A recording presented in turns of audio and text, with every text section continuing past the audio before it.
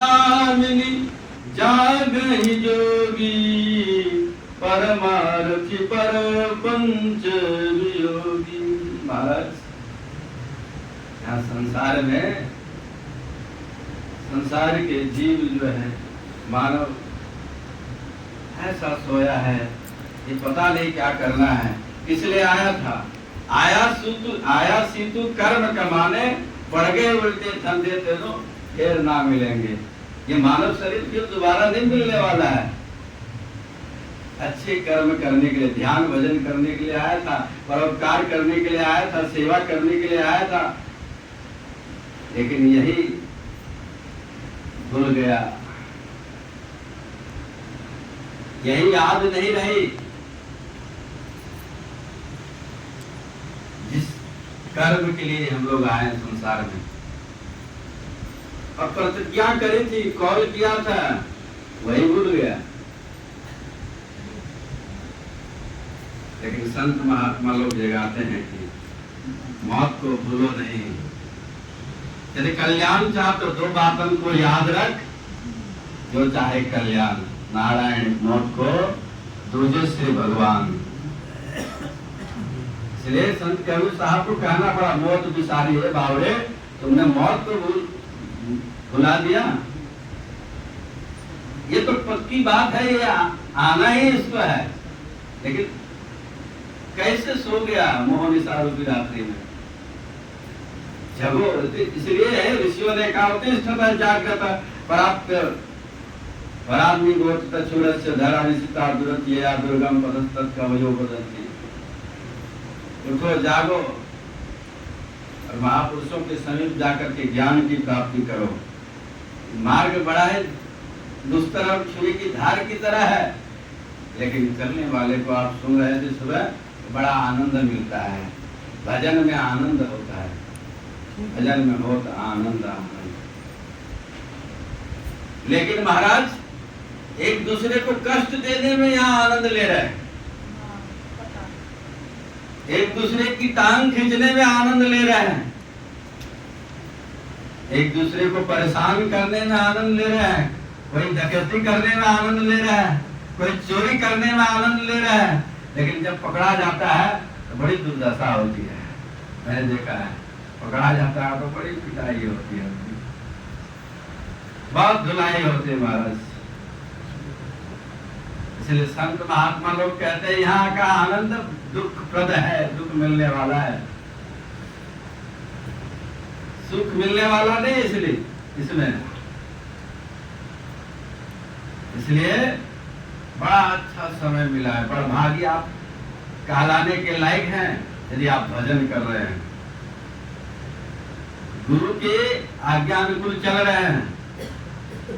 क्योंकि हमारे अंदर तो महाराज भगवान बैठे हुए हैं, वैसे सबके अंदर में है, लेकिन ये मानव शरीर के अंदर में बैठा हुआ है। यहाँ मोक्ष का द्वार लगा दिया है, लेकिन फिर भी यदि भजन करके उस मोक्ष के द्वार में नहीं घुस पा रहे हैं तो हम लोग बड़ा भागी नहीं है। इसलिए बड़ा भागी बनने के लिए सत्संग भजन करना होगा, तब मोक्ष के द्वार में आप बिल में घुस सकते हैं। देवर्षि नारद ने कहा कि बड़ा उल्टा प्रश्न किया दक्ष प्रजापति, बताओ कि जो पुत्रों से बताओ, उनके कई पुत्रों को वैरागी बना दिया था। उनके उद्देश्य से, देवर्षि नारद के उद्देश्य से क्या ये घर गृहस्थी में क्या फंसना है, क्या लटकना है, चल बाबा जी के रास्ते पर भजन करो, प्रभु का आनंद लो। यहाँ सुख है, भजन में सुख है, आनंद है। तो सारे बाबा जी बन गए दक्ष प्रजापति के पुत्र। फिर और कुछ पुत्र हुए उनके, फिर देवर्षि नारद से भेंट हुई, उनको भी उपदेश दिया।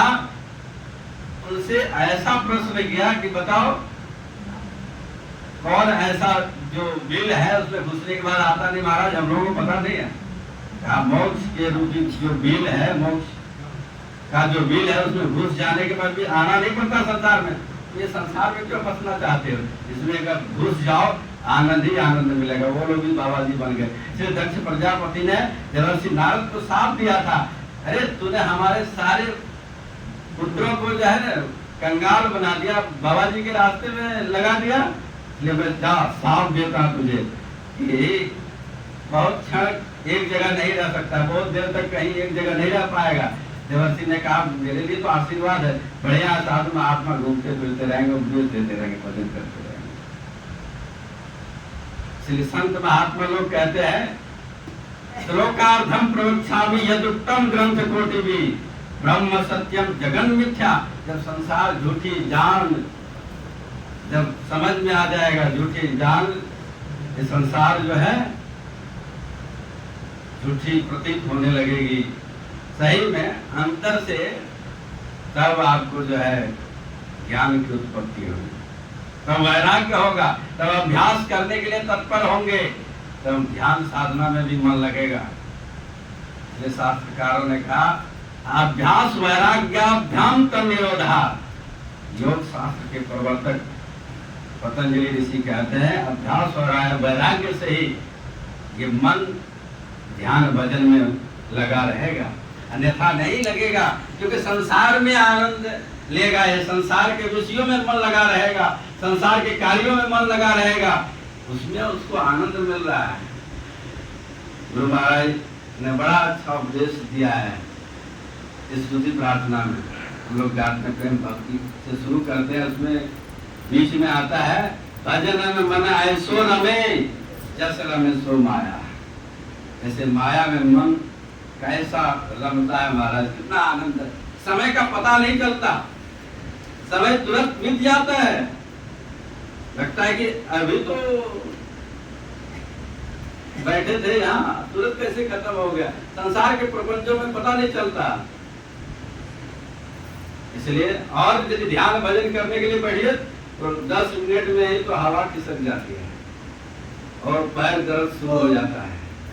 कभी मन इधर उधर भागने लगता है तो और परेशानी होने लगती है, गर्मी भी लगने लगती है, एसी बंद हो जाती है तो और परेशानी होती है। तो और संसार में कैसा लगता है, देखिए गुरु महाराज का कैसा उपदेश है। इसलिए भक्ति भजन में मन को बहुत तन्मयता के साथ लगा के रहिए, तभी आप बड़भागी कहलाने योग्य होंगे।